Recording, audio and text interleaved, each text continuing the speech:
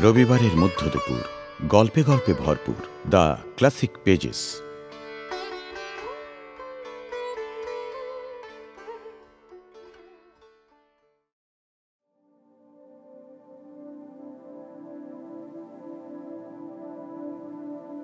আজকের গল্প শরৎচন্দ্র চট্টোপাধ্যায়ের হরিলক্ষ্মী।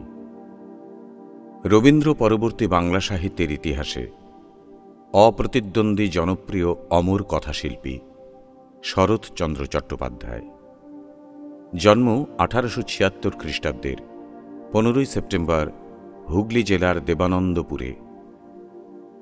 মানব জীবনের সুখ দুঃখ, সামাজিক অবক্ষয়, সমাজবদ্ধ দুর্বল মানুষের আর্তিকে গভীর সহমর্মিতার সঙ্গে তিনি তার লেখনীতে জীবন্ত করে তুলেছেন। অনিলা দেবী তাঁর ছদ্মনাম। বরদিদি, মেজদিদি, পরিণীতা, দেবদাস, শ্রীকান্ত, দত্তা, গৃহদাহ, পল্লী সমাজ, চন্দ্রনাথ তাঁর কালজয়ী সব উপন্যাস। অভাগীর স্বর্গ, কাশীনাথ, দর্পচূর্ণ, পরেশ, বিন্দুর ছেলে, মহেশ, রামের সুমতি প্রভৃতি তাঁর বিখ্যাত ছোট গল্প। সাহিত্যকর্মের স্বীকৃতিস্বরূপ কলকাতা বিশ্ববিদ্যালয়ের জগত্তারিণী স্বর্ণপদক, ঢাকা বিশ্ববিদ্যালয়ের ডিলিট অর্জন করেছেন। 1938 খ্রিস্টাব্দের 16 জানুয়ারি এই মহান কথাশিল্পী শেষ নিঃশ্বাস ত্যাগ করেন। শুরু হচ্ছে শরৎচন্দ্র চট্টোপাধ্যায়ের হরিলক্ষ্মী। ধূমপান ও মদ্যপান স্বাস্থ্যের পক্ষে ক্ষতিকর। Smoking and consumption of alcohol is injurious to health. যা নিয়ে এই গল্পের উৎপত্তি তা ছোট, তবুও এই ছোট ব্যাপারটুকু অবলম্বন করে হরিলক্ষ্মীর জীবনে যা ঘটে গেল তা ছোটও নয়, তুচ্ছও নয়। সংসারে এমনই হয়। বেলপুরের দুই শরিক শান্ত নদীকূলে জাহাজের পাশে জেলে ডিঙির মতো একটি অপরটির পাশে নিশ্চিন্তেই বাঁধা ছিল। হঠাৎ কোথাকার একটা উড়ো ঝড়ে তরঙ্গ তুলে জাহাজের দড়ি কাটল, নোঙর ছিঁড়ল। এক মুহূর্তে ছোট্ট নৌকাটি কি করে যে বিধ্বস্ত হয়ে গেল তার হিসেব পাওয়াই গেল না। বেলপুর তালুকটুকু বড় ব্যাপার নয়, উঠতে বসতে প্রজা ঠেঙিয়ে 1000-12 উপরে ওঠে না, কিন্তু 15.5 আনার অংশীদার শিবচরণের কাছে 2 পাই অংশের বিপিন বিহারীকে যদি জাহাজের সঙ্গে জেলে ডিঙির তুলনাই করে থাকি তো বোধ করি অতিশয়োক্তির অপরাধ করিনি। দূর হলেও জ্ঞাতি এবং 6-7 পুরুষ আগে ভদ্রাসন দুজনের একসঙ্গেই ছিল, কিন্তু আজ একজনের 3 তলা অট্টালিকা গ্রামের মাথায় চড়েছে এবং অন্যজনের জীর্ণ বাড়ি দিনের পর দিন ভূমিশয্যা গ্রহণের দিকেই মনোনিবেশ করেছে। তবু এমনভাবে দিন কাটছিল এবং এমন করেই তো বাকি দিনগুলো বিপিনের সুখে দুঃখে নির্বিবাদেই কাটতে পারত। কিন্তু যে মেঘখণ্ডটুকু উপলক্ষ করে অকালে প্রচণ্ড ঝড় উঠে সমস্ত বিপর্যস্ত করে দিল তা এই রকম। 15.5 আনার অংশীদার শিবচরণের হঠাৎ পত্নী বিয়োগ ঘটলে বন্ধুরা বললেন, আরে 40-41 কি আবার একটা বয়স, তুমি আবার বিয়ে করো? শত্রুপক্ষের লোকেরা শুনে হাসল, বলল, 40 তো শিবচরণের 40 বছর আগে পার হয়ে গেছে। অর্থাৎ কোনোটাই সত্য নয়। আসল কথা, বড়বাবুর দিব্য গৌরবর্ণ নাদুস নদুস দেহ, সুপুষ্ট মুখের পরে রোমের চিহ্নমাত্র নেই। যথাকালে দাড়ি গোঁফ না গজানোর সুবিধা হয়তো কিছু আছে, কিন্তু অসুবিধাও বিস্তর। বয়স আন্দাজ কারোর ব্যাপারে যারা নিচের দিকে যেতে চায় না, উপরের দিকে তারা যে অঙ্কের কোন কোঠায় গিয়ে ভর দিয়ে দাঁড়াবে তা নিজেরাই ঠাহর করতে পারে না। সে যাই হোক, অর্থশালী পুরুষের যে কোনো দেশেই বয়সের অজুহাতে বিয়ে আটকায় না, বাংলাদেশে তো নয়ই। মাস দেড়েক শোকতাপ নেই করেই গেল। তারপরে হরিলক্ষ্মীকে বিয়ে করে শিবচরণ বাড়ি আনলেন। শত্রুপক্ষ গোপনে বলাবলি করল, পাত্রের তুলনায় নতুন বউ বয়সের দিক দিয়ে একেবারেই যে বেমানান হয়নি তা নয়, তবে দুই একটি ছেলে মেয়ে সঙ্গে নিয়ে ঘরে ঢুকলে আর খুঁত ধরবার কিছু থাকত না। তবে সে যে সুন্দরী কথা তারা স্বীকার করল। আসল কথা, লক্ষ্মীর বয়সটা কিছু বেশি হয়ে গিয়েছিল, বোধ করি 19-এর কম হবে না। তার পিতা আধুনিক নব্যতন্ত্রের লোক, যত্ন করে মেয়েকে বেশি বয়স পর্যন্ত শিক্ষা দিয়ে ম্যাট্রিক পাশ করিয়েছিলেন। তার অন্য ইচ্ছা ছিল, শুধু ব্যবসা ফেল পড়ে গিয়ে আকস্মিক দারিদ্র্যের জন্যই এই সুপাত্রে কন্যা অর্পণ করতে বাধ্য হয়েছিলেন। লক্ষ্মী শহরের মেয়ে, স্বামীকে 2-4 দিনেই চিনে ফেলল। তার মুশকিল হল এই যে আত্মীয় মিশ্রিত বহুজন পরিবৃত বৃহৎ সংসারের মধ্যে সে মন খুলে কারো সঙ্গে মিশতে পারল না। ওদিকে শিবচরণের ভালোবাসার তো শেষ রইল না। শুধু কেবল বৃদ্ধের তরুণী ভার্যা বলেই নয়, সে যেন একেবারে অমূল্য নিধি লাভ করল। বাড়ির আত্মীয়ার দল কোথায় কি করে যে তার মন জোগাবে খুঁজে পেল না। একটা কথা প্রায়ই শুনতে পেত, এবার মেজ বউয়ের মুখে কালি পড়ল। কি রূপে, কি গুণে, কি বিদ্যা বুদ্ধিতে এতদিনে তার গর্ব খর্ব হল। কিন্তু এত করেও সুবিধে হল না। মাস 2-এর মধ্যে লক্ষ্মী অসুখে পড়ল। এই অসুখের মধ্যেই একদিন মেজ বউয়ের দেখা মিলল। তিনি বিপিনের স্ত্রী, বড় বাড়ির নতুন বউয়ের জ্বর শুনে দেখতে এসেছিলেন। বয়সে বোধহয় 2-3 বছরের বড়।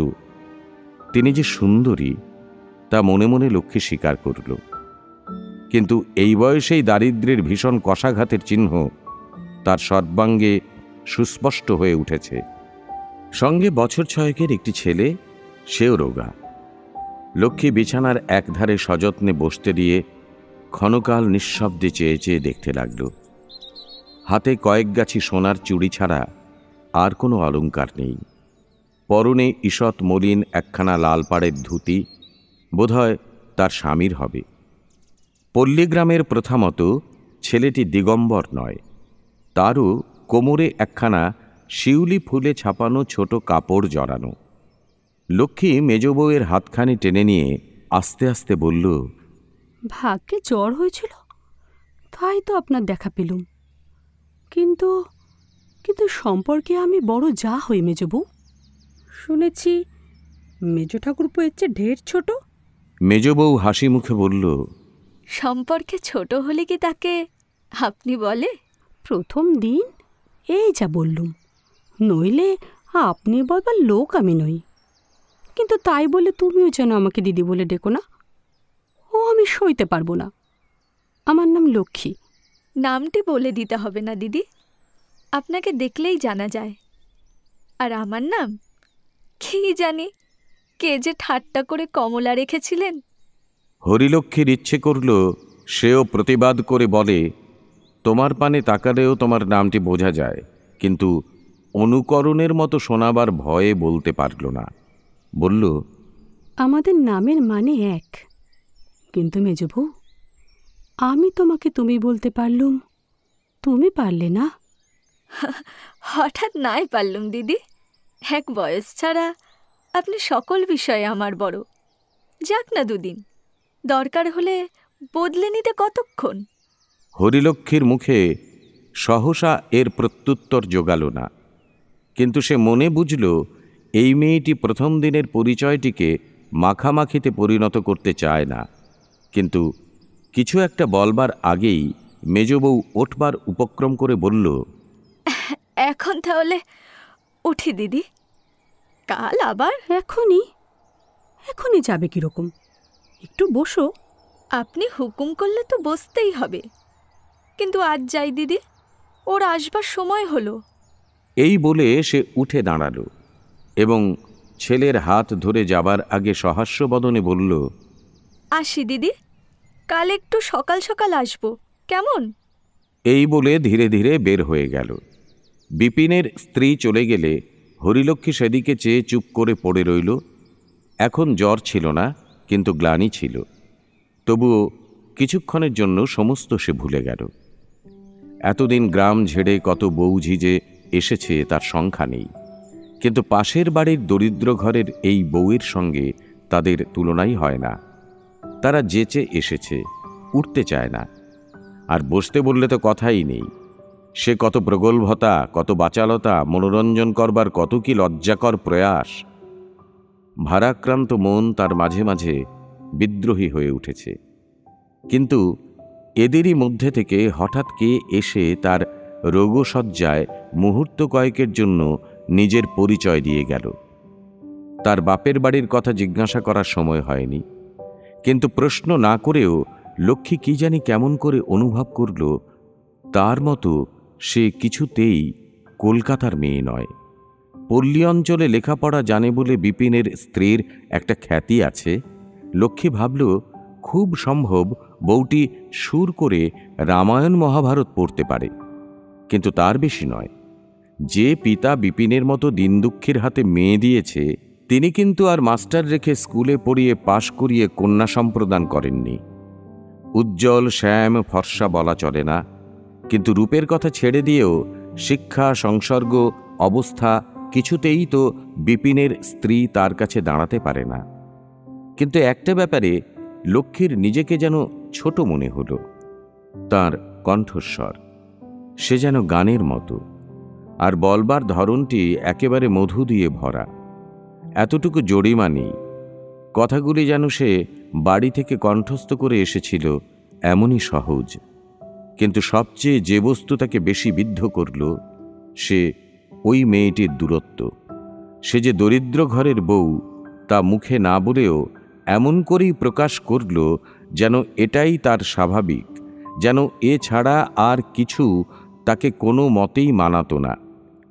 দরিদ্র কিন্তু কাঙাল নয়, এক পরিবারের বধূ।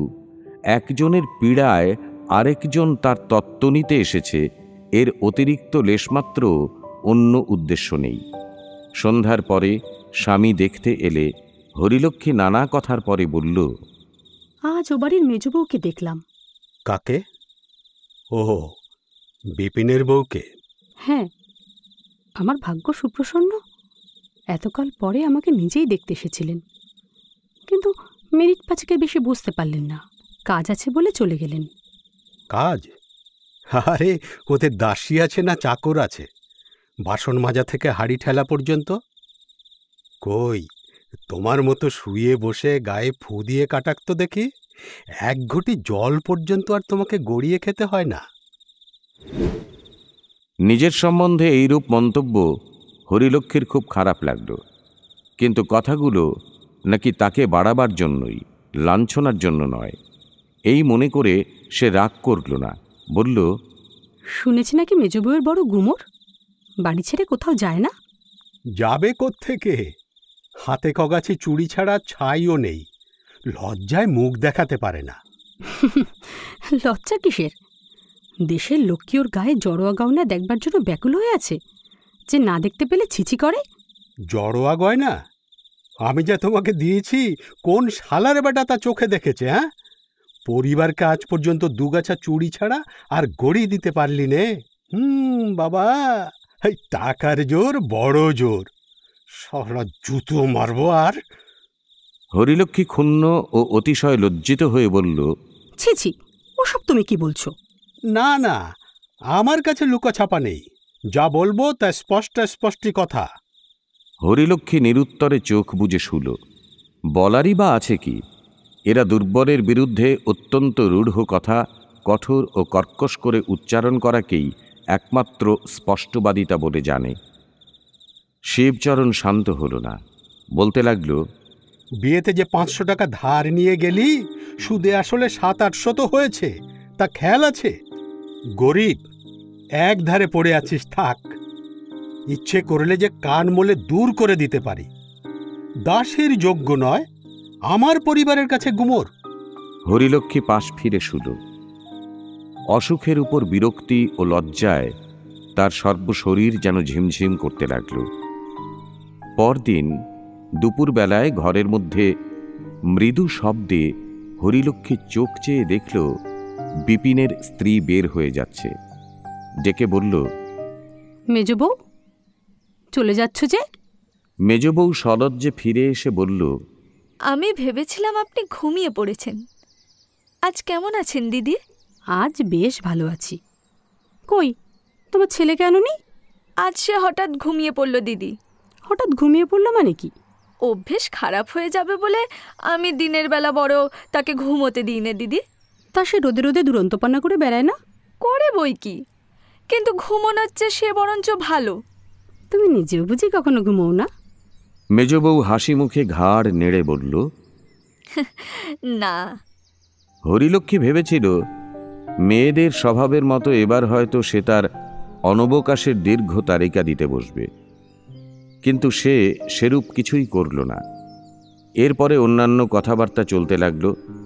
কথায় কথায় হরিলক্ষ্মী তার বাপের বাড়ির কথা, ভাই বোনের কথা, মাস্টারমশাইয়ের কথা, স্কুলের কথা, এমনকি তার ম্যাট্রিক পাশ করার কথাও গল্প করে ফেলল। অনেকক্ষণ পরে যখন হুঁশ হলো তখন স্পষ্ট দেখতে পেল শ্রোতা হিসাবে মেজবউ যত ভালোই হোক, বক্তা হিসাবে একেবারে অকিঞ্চিতকর। নিজের কথা সে প্রায় কিছুই বলেনি। প্রথমটা লক্ষ্যেই লজ্জাবোধ করল, কিন্তু তখনই মনে করল আমার কাছে গল্প করার মতো তার আছেই বা কি। কিন্তু কাল যেমন এই বধূটির বিরুদ্ধে মন তার অপ্রসন্ন হয়ে উঠেছিল, আজ তেমনি ভারী একটা তৃপ্তি বোধ করল। দেয়ালের মূল্যবান ঘড়িতে নানাবিধ বাজনা বাদ্য করে 3টে বাজল। মেজবউ উঠে দাঁড়িয়ে সবিনয়ে বলল, দিদি আজ তাহলে আসি? তোমার বুঝি ভাই 3টে পর্যন্তই ছুটি? ঠাকুরপো নাকি কাটায় কাটায় ঘড়ি মিলিয়ে বাড়ি ঢোকেন। আজ তিনি বাড়িতে আছেন। আজ কেন তবে আর একটু বসো না?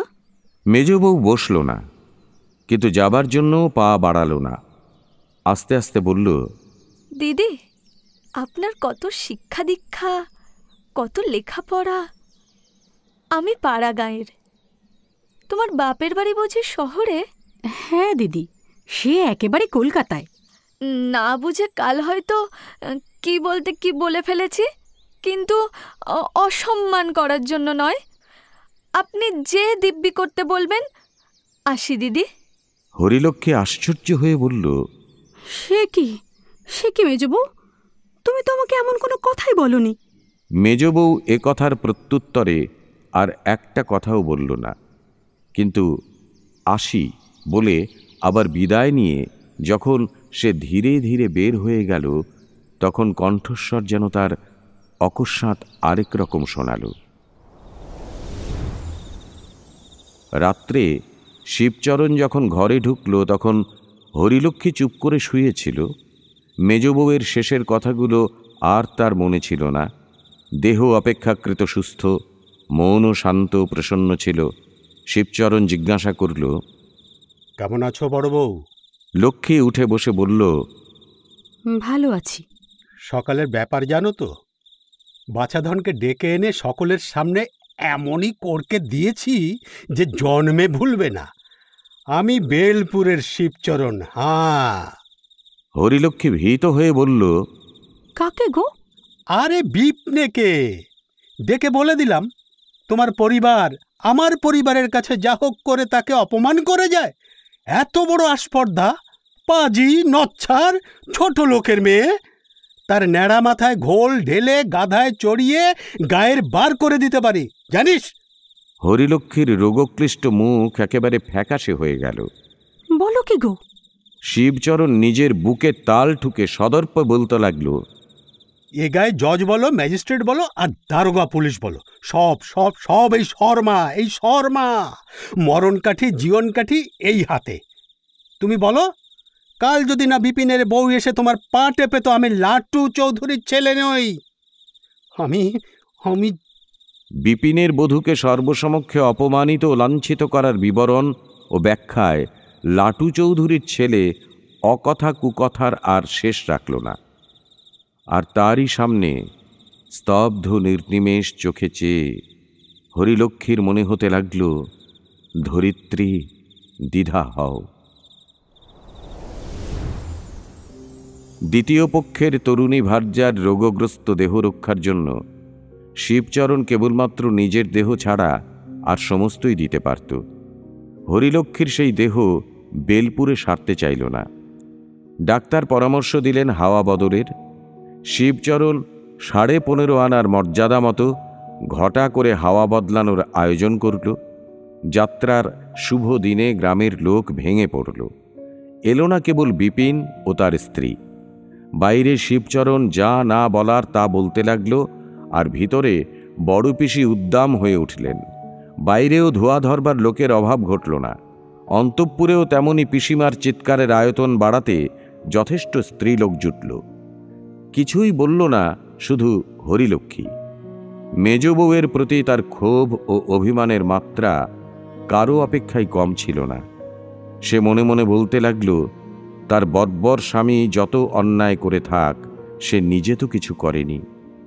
কিন্তু ঘরের ও বাইরের যেসব মেয়েরা আজ চেঁচাচ্ছিল, তাদের সঙ্গে কোনো সূত্রেই কণ্ঠ মেলাতে তার ঘৃণা বোধ হল। যাবার পথে পালকির দরজা ফাঁক করে লক্ষ্মী উৎসুক চোখে বিপিনের জীর্ণ বাড়ির জানলার দিকে চেয়ে রইল, কিন্তু কারো ছায়াটুকুও তার চোখে পড়ল না। কাশীতে বাড়ি ঠিক করা হয়েছিল। সেখানকার জল বাতাসের গুণে নষ্ট স্বাস্থ্য ফিরে পেতে লক্ষ্মীর দেরি হল না। মাস চারেক পরে যখন সে ফিরে এলো, তার দেহের কান্তি দেখে মেয়েদের গোপন ঈর্ষার অবধি রইল না। হিম ঋতু আগত প্রায়। দুপুরবেলায় মেজ বউ চিররুগ্ন স্বামীর জন্য একটা পশমের গলাবন্ধ বুনছিল। অনতি দূরে বসে ছেলে খেলা করছিল। সেই দেখতে পেয়ে চিৎকার করে উঠল, মা, জ্যাঠাইমা। মা হাতের কাজ ফেলে তাড়াতাড়ি একটা নমস্কার করে আসন পেতে দিল। স্মিত মুখে প্রশ্ন করল, শরীর ঠিক হয়েছে দিদি? হ্যাঁ, হয়েছে, কিন্তু না হতেও পারত, না ফিরতেও পারতাম। অথচ যাবার সময় একটিবার খোঁজও নিলে না। সমস্ত পথটা তোমার জানলার পানে চেয়ে চেয়ে গেলাম, একবার ছায়াটুকু চোখে পড়ল না। রোগা বোন চলে যাচ্ছে, একটুখানি মায়াও কি হলো না মেজবউ? এমনই পাষাণ তুমি। মেজ বউয়ের চোখ ছলছল করে এলো, কিন্তু সে কোনো উত্তরই দিল না। আমার আজ যা দোষী থাক মেজবউ, তোমার মতো কঠিন প্রাণ আমার নয়। ভগবান না করুন অমন সময় আমি তোমাকে না দেখে থাকতে পারতাম না। মেজ বউ এ অভিযোগেরও কোনো জবাব দিল না, নিরুত্তরে দাঁড়িয়ে রইল। লক্ষ্মী আর কখনো আসেনি। আজ এই প্রথম এ বাড়িতে এসেছে। ঘরগুলি ঘুরে ফিরে দেখতে লাগল। শতবর্ষের জরাজীর্ণ গৃহ, মাত্র 3খানি ঘর কোনো মতে বাসোপযোগী রয়েছে। দরিদ্রের বাড়ি, আসবাবপত্র নেই বললেই চলে। ঘরের চুনবালি খসে পড়েছে, সংস্কার করার সামর্থ্য নেই। তবুও অনাবশ্যক অপরিচ্ছন্নতা এতটুকু কোথাও নেই। স্বল্প বিছানা ঝরঝর করছে, 2-4খানা দেবদেবীর ছবি টাঙানো আছে, আর আছে মেজ বউয়ের হাতের নানাবিধ শিল্পকর্ম। অধিকাংশই পশম ও সুতার কাজ। সেটা শিক্ষানবিশের হাতের লাল ঠোঁটওয়ালা সবুজ রঙের টিয়া পাখি অথবা 5রঙা বেড়ালের মূর্তি নয়। মূল্যবান ফ্রেমে আটা লাল, নীল, বেগুনি, ধূসর পাশুটে নানা বিচিত্র রঙের সমাবেশে পশমে বোনা ওয়েলকাম, আসুন বসুন, অথবা বানান ভুল গীতার শ্লোকার্ধও নয়। লক্ষ্মী সবিস্ময়ে জিজ্ঞাসা করল, ওটি কার ছবি মেজবউ? যেন চেনা চেনা ঠেকছে। ওটি তিলক মহারাজের ছবি। দেখে বোনবার চেষ্টা করেছিলাম দিদি, কিন্তু কিছুই হয়নি। এই কথা বলে সামনের দেয়ালে টাঙানো ভারতের কৌস্তভ মহাবীর তিলকের ছবি আঙুল দিয়ে দেখিয়ে দিল। লক্ষ্মী বহুক্ষণ সেই দিকে চেয়ে থেকে আস্তে আস্তে বলল, চিনতে পারিনি। সে আমারই দোষ মেজবউ, তোমার নয়। আমাকে শেখাবে ভাই? এই বিদ্যে শিখতে যদি পারি তো তোমাকে গুরু বলে মানতে আমার আপত্তি নেই। সেদিন ঘণ্টা 3-4 পরে বিকালে যখন লক্ষ্মী বাড়ি ফিরে গেল, তখন এই কথাই ঠিক করে গেল যে কলাশিল্প শিখতে কাল থেকে সে রোজ আসবে।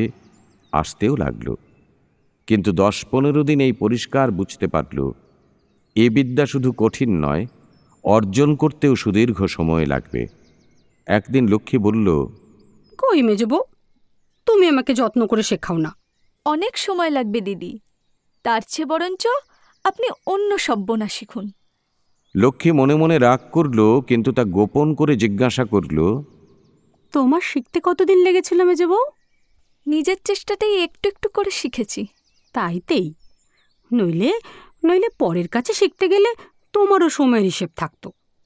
মুখে সে যাই বলুক, মনে মনে নিঃসন্দেহে অনুভব করছিল মেধা ও তীক্ষ্ণ বুদ্ধিতে এই মেজ বউয়ের কাছে সে দাঁড়াতেই পারে না। আজ তার শিক্ষার কাজ অগ্রসর হল না, এবং যথাসময়ের অনেক আগেই সূচ সুতার বাক্স গুটিয়ে নিয়ে বাড়ি চলে গেল। পরদিন এলো না, এবং এই প্রথম রোজ আশায় তার ব্যাঘাত হল। দিন চারেক পরে আবার একদিন হরিলক্ষ্মী তার সূচ সুতার বাক্স হাতে করে এ বাড়িতে এসে উপস্থিত হল। মেজ বউ তার ছেলেকে রামায়ণ বই থেকে ছবি দেখিয়ে দেখিয়ে গল্প বলছিল। সসম্ভ্রমে উঠে আসন পেতে দিল। উদ্বিগ্ন কণ্ঠে প্রশ্ন করল, 2-3 দিন আসেননি? আপনার শরীরটা ভালো ছিল না বুঝি? না, এমনি 5-6 দিন আসতে পারিনি। মেজ বউ বিস্ময় প্রকাশ করে বলল, 5-6 দিন আসেননি? তাই হবে বোধহয়। কিন্তু আজ তাহলে 2 ঘন্টা বেশি থেকে কামাইটা পুষিয়ে নেওয়া চাই।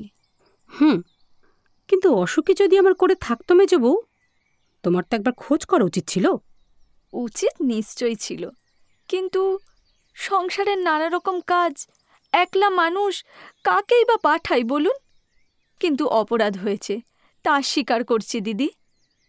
লক্ষ্মী মনে মনে খুশি হল। এ কদিন সে অত্যন্ত অভিমান বসে, অথচ সারা দিনরাত যাই যাই করেই তার দিন কেটেছে। এই মেজ বউ ছাড়া শুধু বাড়ি কেন, সমস্ত গ্রামের মধ্যেও আর কেউ নেই যার সঙ্গে সে মন খুলে মিশতে পারে। ছেলে নিজের মনে ছবি দেখছিল। হরিলক্ষ্মী তাকে ডেকে বলল, নিখিল, কাছে এসো তো বাবা। সে কাছে এলে লক্ষ্মী বাক্স খুলে একগাছি সরু সোনার হার তার গলায় পরিয়ে দিয়ে বলল, যাও খেলা করোগে। মায়ের মুখ গম্ভীর হয়ে উঠল। সে জিজ্ঞাসা করল, আপনি কি ওটা দিলেন নাকি? দিলাম বই কি। আপনি দিলেই বা ও নেবে কেন? লক্ষ্মী অপ্রতিভ হয়ে উঠল, বলল, জ্যাঠাইমা কি একটা হার দিতে পারে না? তা জানি নে দিদি, কিন্তু এ কথা নিশ্চয়ই জানি, মা হয়ে আমি নিতে দিতে পারি নে। নিখিল, ওটা খুলে তোমার জ্যাঠাইমাকে দিয়ে দাও। দিদি, আমরা গরিব, কিন্তু ভিখারি নই। কোনো একটা দামি জিনিস হঠাৎ পাওয়া গেল বলেই 2 হাত পেতে নেব, তা নিই নে। লক্ষ্মী স্তব্ধ হয়ে বসে রইল। আজও তার মনে হতে লাগল, পৃথিবী দ্বিধা হও। যাবার সময় সে বলল, কিন্তু এ কথা তোমার ভাসুরের কানে যাবে মেজো বউ? তার অনেক কথা আমার কানে আসে, আমার একটা কথা তার কানে গেলে কান অপবিত্র হবে না? বেশ, পরীক্ষা করে দেখলেই হবে। আমাকে খামোখা অপমান করার দরকার ছিল না মেজো বউ। আমিও শাস্তি দিতে জানি। এ আপনার রাগের কথা, নইলে আমি যে আপনাকে অপমান করিনি, শুধু আমার স্বামীকেই খামোখা অপমান করতে আপনাকে দিইনি, এ বোঝবার শিক্ষা আপনার আছে। তা আছে, নেই শুধু তোমাদের পাড় আগে মেয়েদের সঙ্গে কোঁদল করার শিক্ষা। মেজ বউ এই কটূক্তির জবাব দিল না, চুপ করে রইল। লক্ষ্মী চলতে চলতে উদ্যত হয়ে বলল, ওই হাটটুকুর দাম যাই হোক, ছেলেটাকে স্নেহবশেই দিয়েছিলাম। তোমার স্বামীর দুঃখ দূর হবে ভেবে দিইনি। মেজো বউ, বড়লোক মাত্রেই গরিবকে শুধু অপমান করে বেড়ায়, এটুকুই কেবল শিখে রেখেছ। ভালোবাসতেও যে পারে, এ তুমি শেখনি। শেখা দরকার, তখন কিন্তু গিয়ে হাতে পায়ে পড়ো না। প্রত্যুত্তরে মেজ বউ শুধু একটু মুচকি হেসে বলল, না দিদি, সে ভয় তোমাকে করতে হবে না। বন্যার চাপে মাটির বাঁধ যখন ভাঙতে শুরু করে, তখন তার অকিঞ্চিতকর আরম্ভ দেখে মনে করাও যায় না যে অবিশ্রান্ত জলপ্রবাহ এত অল্পকাল মধ্যেই ভাঙনটাকে এমন ভয়াবহ, এমন সুবিশাল করে তুলবে। ঠিক এমনই হলো হরিলক্ষ্মীর। স্বামীর কাছে বিপিন ও তাঁর স্ত্রীর বিরুদ্ধে অভিযোগগুলোর কথাগুলো যখন তার শেষ হলো, তখন তার পরিণাম কল্পনা করে সে নিজেই ভয় পেল। মিথ্যা বলা তার স্বভাবও নয়, বলতেও তার শিক্ষা ও মর্যাদায় বাধে। কিন্তু দুর্নিবার জলস্রোতের মতো যে সকল বাক্য আপন ঝোঁকেই তার মুখ দিয়ে ঠেলে বের হয়ে এলো, তার অনেকগুলি যে সত্য নয় তা নিজেই সে চিনতে পারল। অথচ তার গতিরোধ করাও যে তার সাধ্যের বাইরে, এটাও অনুভব করতে লক্ষ্মীর বাকি রইল না। শুধু একটা ব্যাপার সে ঠিক এতখানি জানত না, সে তার স্বামীর স্বভাব। তা যেমন নিষ্ঠুর, তেমনি প্রতিহিংসাপরায়ণ এবং তেমনি বর্বর। পীড়ন করার কোথায় যে সীমা সে যেন তা জানেই না। আজ শিবচরণ আস্ফালন করল না, সমস্তটাই শুনে শুধু বলল, আচ্ছা, মাস ছয়েক পরে দেখো, বছর ঘুরবে না সে ঠিক। অপমান ও লাঞ্ছনার জ্বালা হরিলক্ষ্মীর অন্তরে জ্বলছিল। বিপিনের স্ত্রী ভালো রকমে শাস্তি ভোগ করে তা সে যথার্থই চেয়েছিল। কিন্তু শিবচরণ বাইরে চলে গেলে তার মুখের এই সামান্য কয়েকটা কথা বারবার মনের মধ্যে আবৃত্তি করে লক্ষ্মী মনের মধ্যে আর স্বস্তি পেল না। কোথায় যেন কি একটা ভারী খারাপ হলো, এমনই তার বোধ হতে লাগল। দিন কয়েক পরে কি একটা কথার প্রসঙ্গে হরিলক্ষ্মী হাসি মুখে স্বামীকে জিজ্ঞাসা করল, ওদের সম্বন্ধে কিছু করছো নাকি? কাদের সম্বন্ধে? বিপিন ঠাকুরপোদের সম্বন্ধে। শিবচরণ নিস্পৃহভাবে বলল, কী বা করব, আর কী বা করতে পারি? আমি সামান্য ব্যক্তি বহিত না। হরিলক্ষ্মী উদ্বিগ্ন হয়ে বলল, এ কথার মানে? আরে মেজ বৌমা বলে থাকেন কি না, রাজত্বটা তো আর বট ঠাকুরের নয়, ইংরেজ গভর্নমেন্টের। বলেছে নাকি? কিন্তু আচ্ছা। কি আচ্ছা? স্ত্রী একটুখানি সন্দেহ প্রকাশ করে বলল, কিন্তু মেজবউ তো ওরকম কথা বড় একটা বলে না। ভয়ানক চালাক কি না? অনেক সময় আবার বাড়িয়েও হয়তো তোমার কাছে বলে যায়। আশ্চর্য নয়, তবে কিনা কথাটা আমি নিজের কানেই শুনেছি। হরিলক্ষ্মী বিশ্বাস করতে পারল না, কিন্তু তখনকার মতো স্বামীর মনোরঞ্জনের নিমিত্ত সহসা কোপ প্রকাশ করে বলে উঠল, বলো কি গো, এত বড় অহংকার! আমাকে না হয় যা খুশি বলেছে, কিন্তু ভাসুর বলে তোমার তো একটা সম্মান থাকা দরকার। হিঁদুর ঘরে তো এই তো 5 জনে মনে করে লেখাপড়া জানা বিদ্বান মেয়ে মানুষ কিনা। তবে আমাকে অপমান করে পার আছে, কিন্তু তোমাকে অপমান করে কারুর রক্ষে নেই। হ্যাঁ, সদরে একটু জরুরি কাজ আছে, আমি চললাম। এই বলে শিবচরণ বেরিয়ে গেল। কথাটা যেরকম করে হরিলক্ষ্মীর পাড়বার ইচ্ছা ছিল তা হলো না, বরঞ্চ উল্টো হয়ে গেল। স্বামী চলে গেলে তাই তার বারবার মনে হতে লাগল। সদরে গিয়ে শিবচরণ বিপিনকে ডাকিয়ে এনে বলল, 5-7 বছর থেকে তোমাকে বলে আসছি বিপিন, গোয়ালটা তোমার সরাও, শোবার ঘরে আমি আর টিকতে পারিনি। কথাটায় কি তুমি কান দেবে না ঠিক করেছো? বিপিন বিস্ময়ে হতবাক হয়ে বলল, কই, আমি তো একবারও শুনিনি বর্দা। অন্তত 10 বার আমি নিজের মুখেই তোমাকে বলেছি, তোমার স্মরণ না থাকলে ক্ষতি হয় না, কিন্তু এত বড় জমিদারি যাকে শাসন করতে হয় তার কথা ভুলে গেলে তো চলে না। সে যাই হোক, তোমার নিজের তো একটা আক্কেল থাকা উচিত যে পরের জায়গায় নিজের গোয়ালঘর রাখা কতদিন চলে। কালকেই ওটা সরিয়ে ফেলোগে, তোমাকে শেষবারের মতো জানিয়ে দিলাম। বিপিনের মুখে এমনি কথা বের হয় না। অকস্মাৎ এই পরম বিস্ময়কর প্রস্তাবের সম্মুখে সে একেবারে অভিভূত হয়ে পড়ল। তার পিতামহর আমল থেকে যে গোয়ালঘরটাকে সে নিজেদের বলেই তা জানে, তা অপরের এত বড় মিথ্যা কথার সে একটা প্রতিবাদ পর্যন্ত করতে পারল না।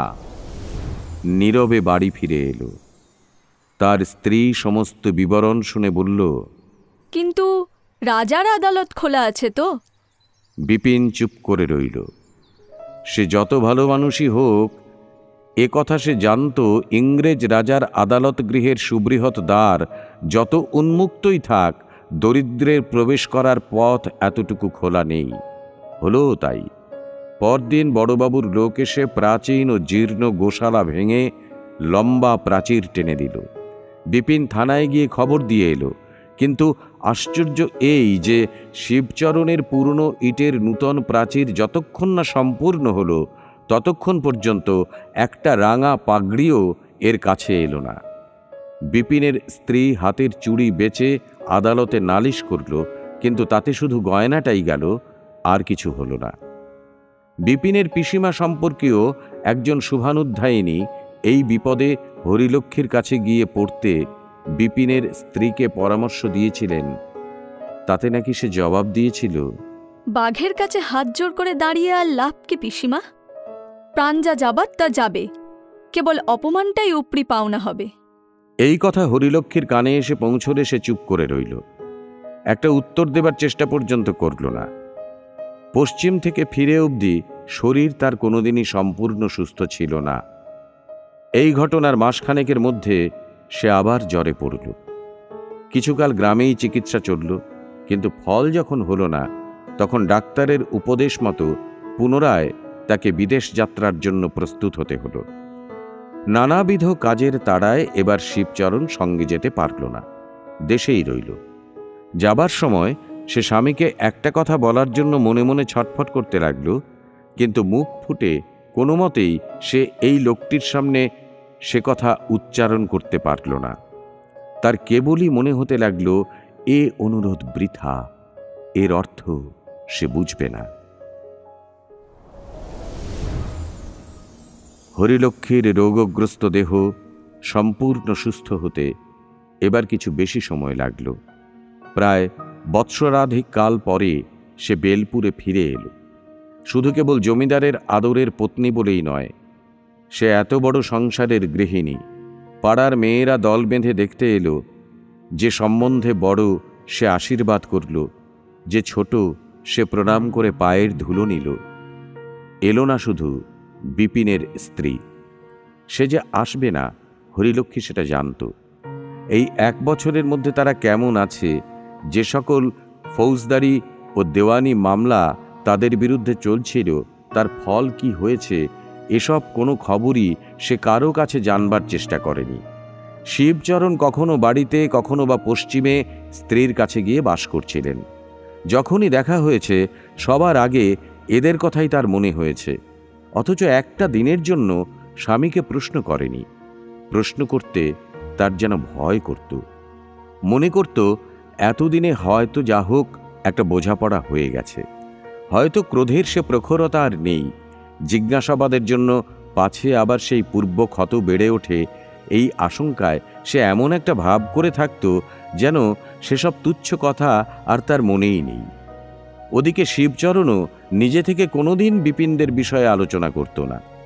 সে যে স্ত্রীর অপমানের ব্যাপার ভুলে যায়নি, বরঞ্চ তার অবর্তমানে যথোপযুক্ত ব্যবস্থা করে রেখেছে, এই কথাটা সে হরিলক্ষ্মীর কাছে গোপন করেই রাখত। তার সাধ ছিল লক্ষ্মী বাড়ি ফিরে নিজের চোখেই সমস্ত দেখতে পেয়ে আনন্দে বিস্ময়ে আত্মহারা হয়ে উঠবে। বেলা বেড়ে উঠবার আগেই পিসিমার বারে বারে সস্নেহ তাড়নায় লক্ষ্মী স্নান করে এলে তিনি উৎকণ্ঠা প্রকাশ করে বললেন, তোমার রোগা শরীর বৌমা, নিচে গিয়ে কাজ নেই, এইখানেই ঠাই করে ভাত দিয়ে যাক। লক্ষ্মী আপত্তি করে সহাস্যে বলল, না না পিসিমা, শরীর আগের মতোই ভালো হয়ে গেছে, আমি রান্নাঘরে গিয়েই খেতে পারবো, ওপরে বয়ে আনবার কোনো দরকার নেই, চলো নিচেই যাচ্ছি।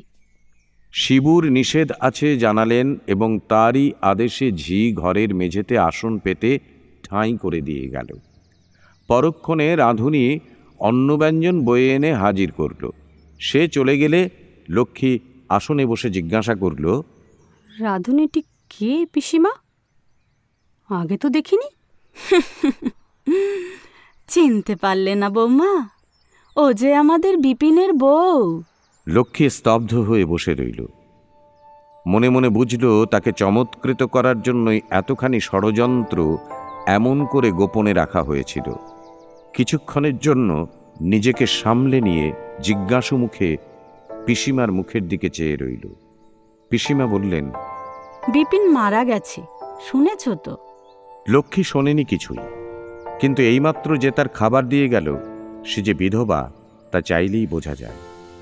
ঘাড় নেড়ে বলল, হুম। পিসিমা বাকি ঘটনাটা বর্ণনা করে বললেন, তার যা কিছু ছিল মামলায় মামলায় সর্বস্ব খুইয়ে বিপিন মারা গেল।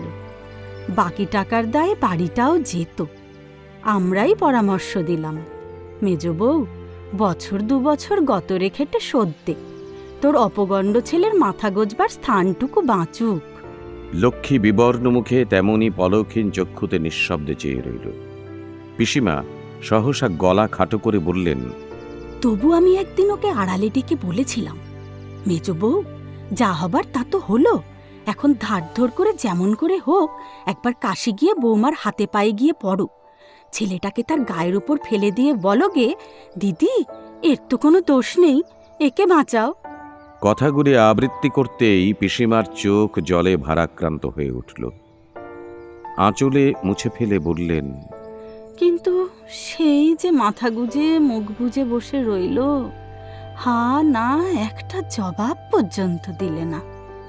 হরিলক্ষ্মী বুঝল এর সমস্ত অপরাধের ভারই তার মাথায় গিয়ে পড়েছে।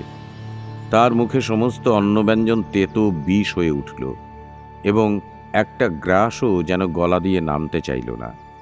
পিসিমা কি একটা কাজে ক্ষণকালের জন্য বাইরে গিয়েছিলেন। তিনি ফিরে এসে খাবারের অবস্থা দেখে চঞ্চল হয়ে উঠলেন।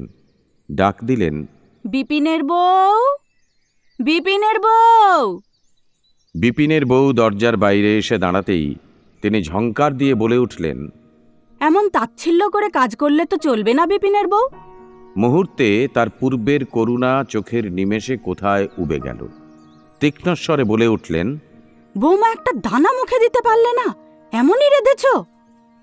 ঘরের বাইরের থেকে এই তিরস্কারের কোনো উত্তর এলো না, কিন্তু অপরের অপমানের ভারে, লজ্জায় ও বেদনায় ঘরের মধ্যে হরিলক্ষ্মীর মাথা হেঁট হয়ে গেল। চাকরি করতে এসে জিনিসপত্র নষ্ট করে ফেললে চলবে না বাছা। আরো 5 জনে যেমন করে কাজ করে তোমাকেও তেমনি করতে হবে, তা বলে দিচ্ছি। হ্যাঁ। লক্ষ্মী উঠে দাঁড়াবা মাত্র পিসিমা হায় হায় করে উঠলেন। হায় হায় হায় হায় হায় হায় হায় রে, হায় হায় হায় হায়। লক্ষ্মী মৃদুকণ্ঠে বলল, কেন দুঃখ করছো পিসিমা?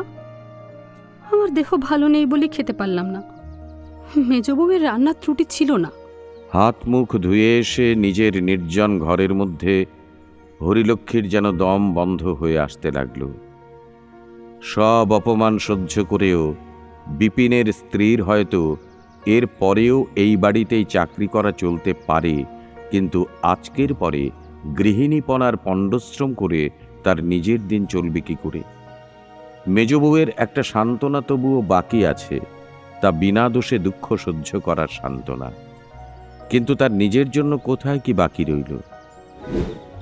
রাত্রে স্বামীর সঙ্গে কথা বলবে কি? হরিলক্ষ্মী ভালো করে চেয়ে দেখতেও পারল না। আজ তার মুখের একটা কথায় বিপিনের স্ত্রীর সকল দুঃখ দূর হতে পারত, কিন্তু নিরুপায় নারীর প্রতি যে মানুষ এত বড় শোধ নিতে পারে তার পৌরুষে বাঁধে না। তার কাছে ভিক্ষা চাইবার হীনতা স্বীকার করতে কোনো মতেই লক্ষ্মীর প্রবৃত্তি হল না। শিবচরণ ঈষৎ হেসে প্রশ্ন করল, মেজ বৌমার সঙ্গে হলো দেখা? বলি, কেমন রাতছে? হরিলক্ষ্মী জবাব দিতে পারল না। তার মনে হলো এই লোকটি তার স্বামী এবং সারা জীবন এরই ঘর করতে হবে মনে করে তার মনে হলো, পৃথিবী দ্বিধা হও। পরদিন সকালে উঠে লক্ষ্মী দাসীকে দিয়ে পিসিমাকে বলে পাঠালো তার জ্বর হয়েছে, সে কিছু খাবে না। পিসিমা ঘরে এসে জেরা করে লক্ষ্মীকে অতিষ্ঠ করে তুললেন। তার মুখের ভাবে ও কণ্ঠস্বরে তার কেমন যেন সন্দেহ হলো। লক্ষ্মী কি একটা গোপন করার চেষ্টা করছে। বললেন, কিন্তু তোমার তো সত্যিই অসুখ করেনি বৌমা? লক্ষ্মী মাথা নেড়ে জোর করে বলল, আমার জ্বর হয়েছে, আমি কিছু খাবো না। ডাক্তার এলে তাকে দরজার বাইরে থেকেই লক্ষ্মী বিদায় করে দিয়ে বলল, আপনি তো জানেন আপনার ওষুধে আমার কিছুই হয় না, আপনি যান। শিবচরণ এসে অনেক প্রশ্ন করল, কিন্তু একটা কথারও উত্তর পেল না। আরও 2-3 দিন যখন এমনি করে কেটে গেল, তখন বাড়ির সবাই কেমন যেন অজানা আশঙ্কায় উদ্বিগ্ন হয়ে উঠল। সেদিন বেলা প্রায় 3য় প্রহর। লক্ষ্মী স্নানের ঘর থেকে নিঃশব্দে মৃদু পায়ে উঠোনের এক ধার দিয়ে উপরে যাচ্ছিল। পিসিমা রান্নাঘরের বারান্দা থেকে দেখতে পেয়ে চিৎকার করে উঠলেন, দেখো বৌমা, বিপিনের বউয়ের কাজ। মেজো বউ, শেষকালে চুরি শুরু করলে? হরিলক্ষ্মী কাছে গিয়ে দাঁড়াল। মেজ বউ মেঝের উপর নির্বাক অধোমুখে বসে, একটা পাত্রে অন্ন ব্যঞ্জন গামছা ঢাকা দেওয়া সামনে রাখা। পিসিমা দেখিয়ে বললেন, তুমিই বলো বৌমা, এত ভাত তরকারি একটা মানুষে খেতে পারে? ঘরে নিয়ে যাচ্ছে ছেলের জন্যে, অথচ বারবার করে মানা করে দেওয়া হয়েছে। শিবচরণের কানে গেলে আর রক্ষে থাকবে না, ঘাট ধরে দূর দূর করে তাড়িয়ে দেবে। বৌমা, তুমি মনিব, তুমি এর বিচার করো। এই বলে পিসিমা যেন একটা কর্তব্য শেষ করে হাঁপ ফেলে বাঁচলেন। তাঁর চিৎকার শব্দে বাড়ির চাকর, দাসী, লোকজন যে যেখানে ছিল তামাশা দেখতে ছুটে এসে দাঁড়াল। আর তারই মধ্যে নিঃশব্দে বসে ও বাড়ির মেজ বউ ও তার কর্ত্রী, এ বাড়ির গৃহিণী। এত ছোট, এত তুচ্ছ বস্তু নিয়ে এত বড় কদর্য কাণ্ড বাঁধাতে পারে লক্ষ্মীর তা স্বপ্নের অগোচর। অভিযোগের জবাব দেবে কি? অপমানে, অভিমানে, লজ্জায় সে মুখ তুলতেই পারল না। লজ্জা অপরের জন্য নয়, সে নিজের জন্য। চোখ দিয়ে তার জল পড়তে লাগল। তার মনে হল এত লোকের সামনে সেই যেন ধরা পড়ে গেছে, আর বিপিনের স্ত্রী যেন তার বিচার করতে বসেছে। মিনিট 2-3 এমনিভাবে থেকে সহসা প্রবল চেষ্টায় লক্ষ্মী নিজেকে সামলে নিয়ে বলল, পিসিমা, তোমরা সবাই এক বাড়িঘর থেকে যাও। তার ইঙ্গিতে সকলে প্রস্থান করলে লক্ষ্মী ধীরে ধীরে মেজ বউয়ের কাছে গিয়ে বসল। হাত দিয়ে তার মুখ তুলে ধরে দেখল তারও 2 চোখ বেয়ে জল পড়ছে। বলল, মেজবউ, মেজবউ, আমি তোমার দিদি মেজবউ। এই বলে নিজের আঁচল দিয়ে তার চোখ মুছে দিল। শুনলেন শরৎচন্দ্র চট্টোপাধ্যায়ের হরিলক্ষ্মী। গল্পটি ভালো লাগলে লাইক, শেয়ার এবং সাবস্ক্রাইব করতে ভুলবেন না আমাদের official YouTube channel the classic pages.